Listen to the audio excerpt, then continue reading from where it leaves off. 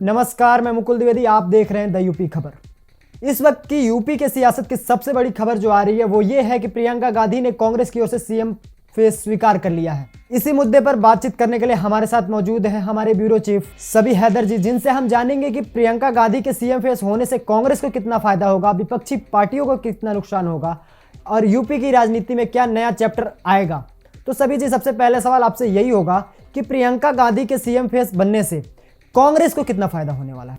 हाँ, शुक्रिया मुकुल। आपने यकीनी तौर पर बिल्कुल सही बात कही है कि उत्तर प्रदेश की राजनीति में एक बड़ी खबर है प्रियंका गांधी का चेहरा बनने का। पोस्टर बॉय के तौर पर, पोस्टर गर्ल के तौर पर प्रियंका गांधी ने स्वीकार किया, क्योंकि देखो प्रियंका मौर्य तो भाग गई। उन्होंने एक डिजिटल पोस्टर लॉन्च किया था जिसमें एक महिला को दिखाया गया था और उसमें प्रियंका मौर्य थी, सरोजनी नगर लखनऊ से टिकट मांग रही थी। बड़ा आरोप लगाकर प्रियंका गांधी पे चली गई।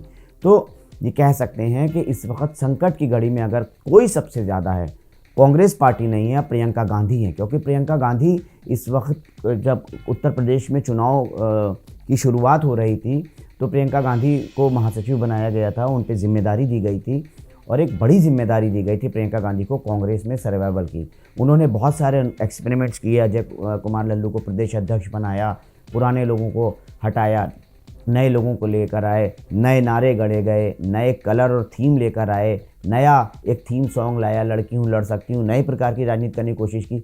लेकिन अंततोगत्ता जब नामांकन होने जा रहा है, पहले फेज़ का नामांकन हो चुका है, अब चुनाव बिल्कुल होने जा रहा है, तो ऐसे समय में जो कांग्रेसी हैं वो लगातार छोड़ के जा रहे हैं। जिन लोगों को टिकट मिला वो छोड़ के चले गए, पुराने चेहरे चले गए, नए कार्यकर्ता हैं नहीं, बूथ लेवल। तो ऐसी स्थिति में एक जो लीडर होता है वो ही जो है वो अपने हाथ में पतवार लेता है और नाव को इस लहरों से बचाने की कोशिश करता है। यकीनी तौर पर प्रियंका गांधी एक अच्छी लीडर के तौर पर आ रही हैं, जिन्होंने संकट की घड़ी में डूबती कांग्रेस को एक पतावर के तौर के ऊपर खेपने का काम करने की कोशिश करेंगे। अच्छा, प्रियंका गांधी ने आज प्रेस कॉन्फ्रेंस में स्वीकार किया कि वो सीएम फेस है, लेकिन क्या ऐसा नहीं लगता कि प्रियंका गांधी ने देर कर दी?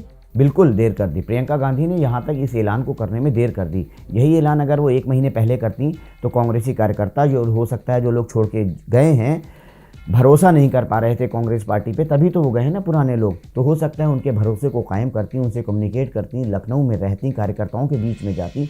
इवेंट के ज़रिए जो प्रियंका गांधी ने जो अपनी एक राजनीति करने की उत्तर प्रदेश में कोशिश की वो नाकाम हुई है। और ऐन मौके पर जाहिर सी बात है, इंदिरा गांधी की पोती है तो ऐसे हार नहीं मानेगी, लड़कर जो है वो पूरी कोशिश करेगी।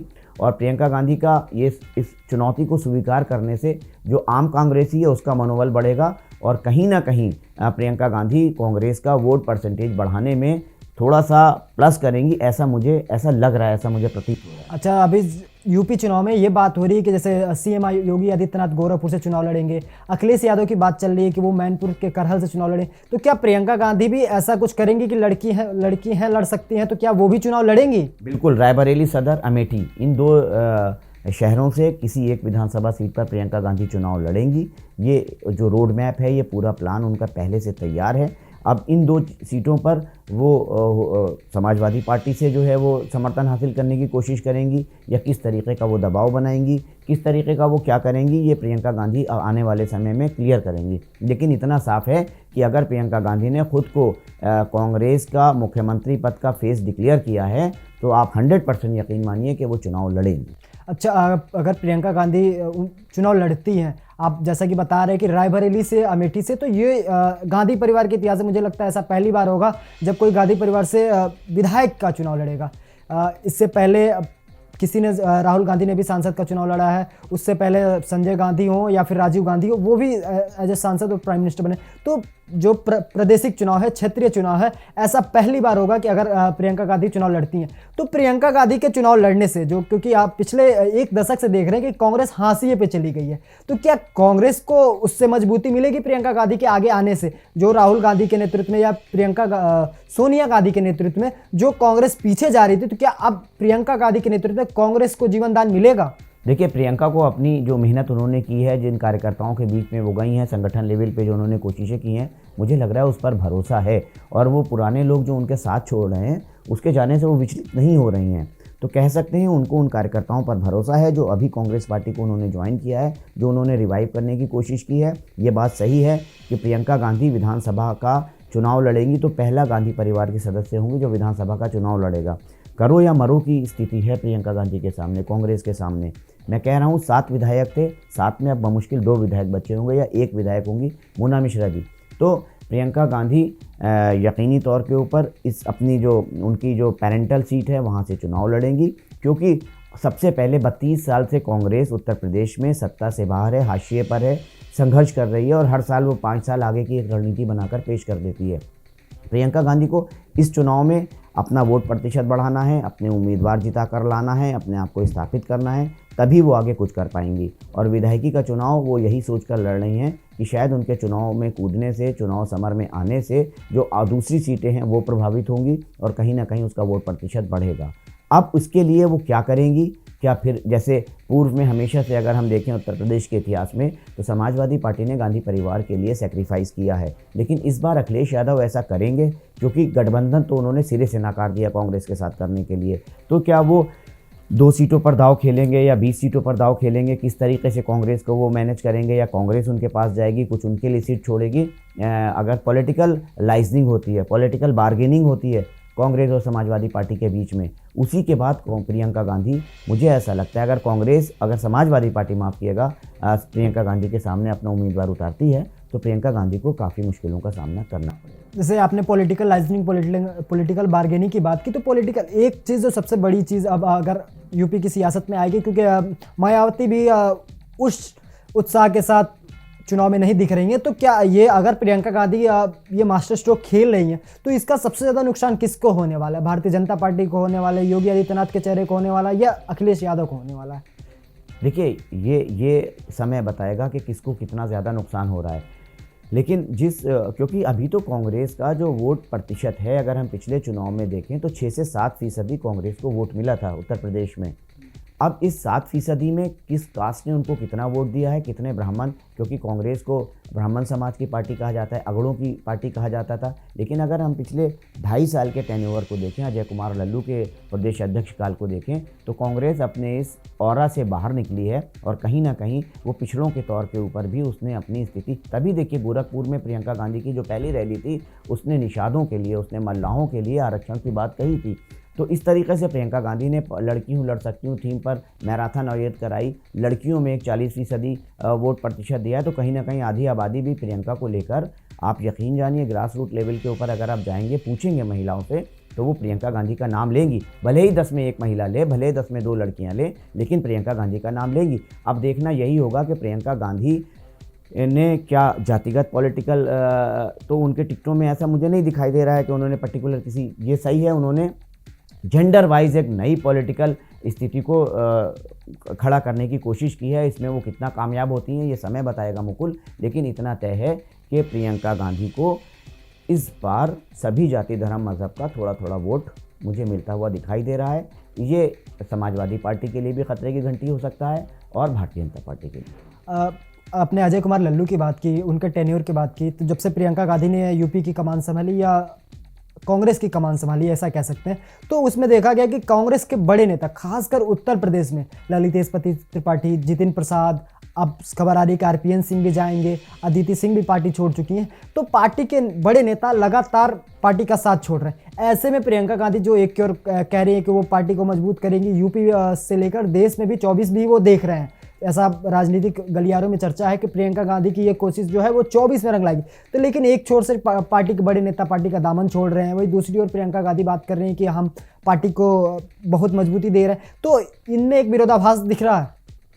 देखिए, प्रियंका गांधी की अगर बात करें, जैसा मैंने बताया कि अगर इस स्थिति में कोई लीडर अपने आप को पोस्टर के तौर के ऊपर सामने लाता है, मुख्य चेहरे के तौर पर सामने लाता है, तो यकीनी तौर के ऊपर वो जुझारू है, वो संघर्षशील है, उसके अंदर मादा है अपने लोगों के साथ खड़ा होने का। और प्रियंका गांधी ने ऐसा करके दिखाया है। उन्होंने खुद को कांग्रेस का मुखिया, कांग्रेस अपनी अगुवाई में चुनाव लड़ने का ऐलान किया है। अब दूसरी बात ये रही कि जो पुराने, जैसे ललितेश पति की आपने बात की, वो टीएमसी में तृणमूल कांग्रेस में पहुंचे, समाजवादी पार्टी ने उनके लिए मिर्ज़ापुर सीट को, जहां से वो चुनाव लड़ते हैं, उसको छोड़ा और अब वो वहां से चुनाव लड़ रहे हैं। जितिन प्रसाद भारतीय जनता पार्टी में आ गए, मंत्री बन गए, ठीक है। उसके अलावा आपने अदिति सिंह का नाम लिया, तो अदिति सिंह भी जो है वो कांग्रेस के तौर के ऊपर अदिति सिंह का उतनी पहचान नहीं थी जितनी उनके पिताजी अखिलेश जो माफिया या जो डॉन के तौर के ऊपर पहचाने जाते थे, उनकी ऑरा से जो है वो अदिति सिंह चुनाव जीता करती थी और जीतती हैं।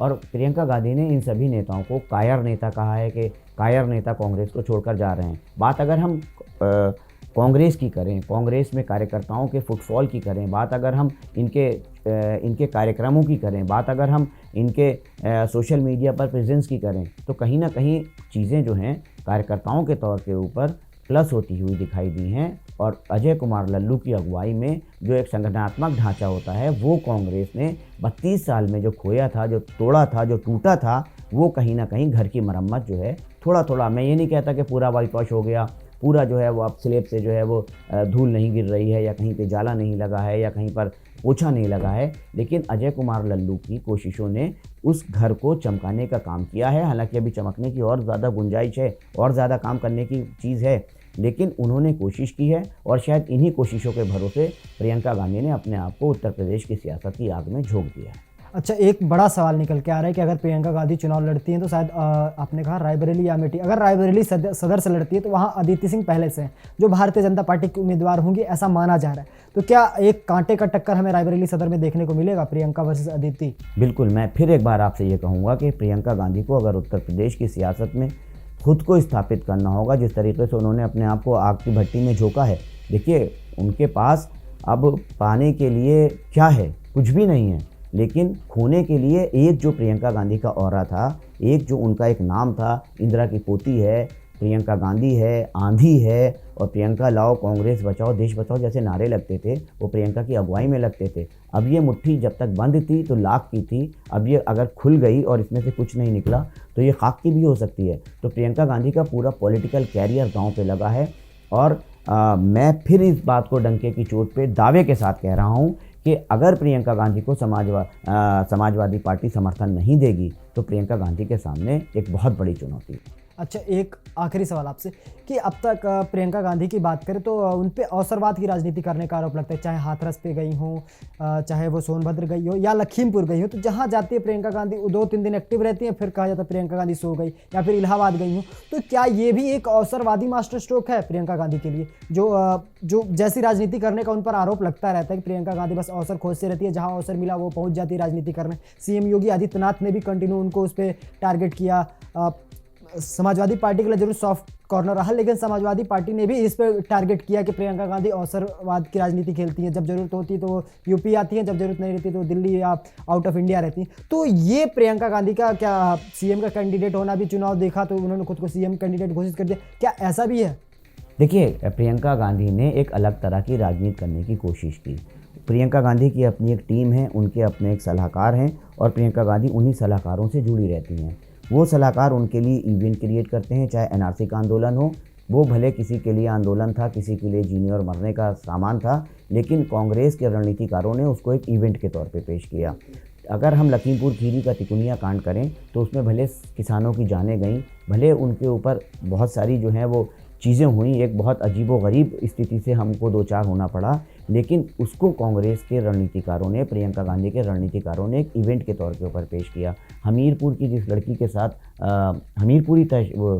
हाथरस की जिस लड़की के साथ गैंगरेप हुआ, उसमें उस परिवार के साथ क्या ना हो गया, पूरा परिवार ख़त्म हो गया, सब कुछ हो गया, लेकिन देखने में ऐसा लगा कि प्रियंका गांधी ने उसको एक इवेंट की तरीके से जो है वो ट्रीट किया। और इवेंट की तरह जब हम किसी सामाजिक आंदोलन को ट्रीट करते हैं तो उसकी रूह ख़त्म हो जाती है, उसकी आत्मा ख़त्म हो जाती है। और शायद यही हुआ कि शुरुआत में तो लोग अट्रैक्ट हुए, लेकिन बाद में उतनी तेज़ी से कांग्रेस के साथ, प्रियंका गांधी के साथ लोगों का वो आई कांटेक्ट और वो जुड़ाव नहीं हो सका। तो कहीं ना कहीं प्रियंका गांधी को बेसिक राजनीति पर आना होगा। अगर उनको हाथरस गैंग रेप पीड़िता की दुख था, दर्द था, तो इस दरमियान ऐसी बहुत सारी बच्चियां हैं जिनकी इस्मत लूटी गई, जिनकी आबरू तार-तार हुई। प्रियंका गांधी को वहाँ भी जाना चाहिए था। एनआरसी आंदोलन के बाद भी शिक्षा भर्ती हो, चाहे बेसिक शिक्षा विभाग की बात करें, चाहे हम पुलिस विभाग की बात करें, ऐसे सैकड़ों हज़ारों के लोग जो हैं वो खुली सर्द रातों में जो है वो आंदोलन करते रहे। प्रियंका गांधी को उनके आंसुओं को भी पोंछना चाहिए था। अगर उनको एनआरसी आंदोलन की इतनी चिंता थी तो उनको जो दूसरे और जो फुटपाथ पे और जो दूसरे सारे लोग रह रहे हैं उनके आंसू भी, उनका सर्द रातों की भी जो है वो उसको करना चाहिए था, लेकिन प्रियंका गांधी ने ऐसा नहीं किया। यकीनी तौर पर मुकुल, जो अवसरवादिता और जिस इवेंट राजनीति करने का प्रियंका पर आरोप लग रहा है, उस आरोप में इन सारी चीज़ों को अगर देखें तो सच्चाई नज़र आ रही है। लेकिन उसके बरक्स भी हम इतना जानते हैं, हम इतना कहते हैं कि कांग्रेस जो है सबसे पुरानी पार्टी है। कांग्रेस ने दशकों तक यहाँ पर राज किया है और ठीक है, इस समय उत्तर प्रदेश में वो अपनी ज़मीन खो चुकी है। अपनी ज़मीन पाने की कोशिशों में प्रियंका गांधी लगी हैं। उन्हें अभी और कुछ करना होगा, काफ़ी मेहनत करनी होगी। और कम से कम मैं ये कहता हूँ कि जिस तरीके से क्रिकेट के ग्राउंड पर जो बैट्समैन होता है वो अगर सीधे बल्ले से बॉल को खेलता है और शुरुआत में सिंगल लेता है तो टीम एक बड़ा स्कोर बनाने में कामयाब होती है। कांग्रेस को सीधे बल्ले से खेलना होगा, सीधी राजनीति करनी होगी, तभी वो उत्तर प्रदेश की राजनीति में कुछ कर सकती है। क्योंकि यहाँ पर भारतीय जनता पार्टी भी बूथ लेवल पर सशक्त है, समाजवादी पार्टी भी बूथ लेवल पर सशक्त है, बहुजन समाज पार्टी भी कैडर बेस्ड पार्टी है, वो भी बूथ लेवल पर जो है यहाँ पर सशक्त है। तो कांग्रेस के सामने एक बहुत बड़ी चुनौती है इन दलों के सामने। और जब इन दलों से वो ऊपर अपना कैडर, अपना कार्यकर्ता, अपना वो सारी चीज़ें खड़ी कर लेगा तो उसी दिन कांग्रेस के लिए उत्तर प्रदेश की राजनीति में नया सवेरा होगा। अब उत्तर प्रदेश में कांग्रेस कितना प्रभाव जमा पाएगी, प्रियंका गांधी का कितना प्रभाव आएगा, ये तो चुनावी नतीजे ही बताएंगे।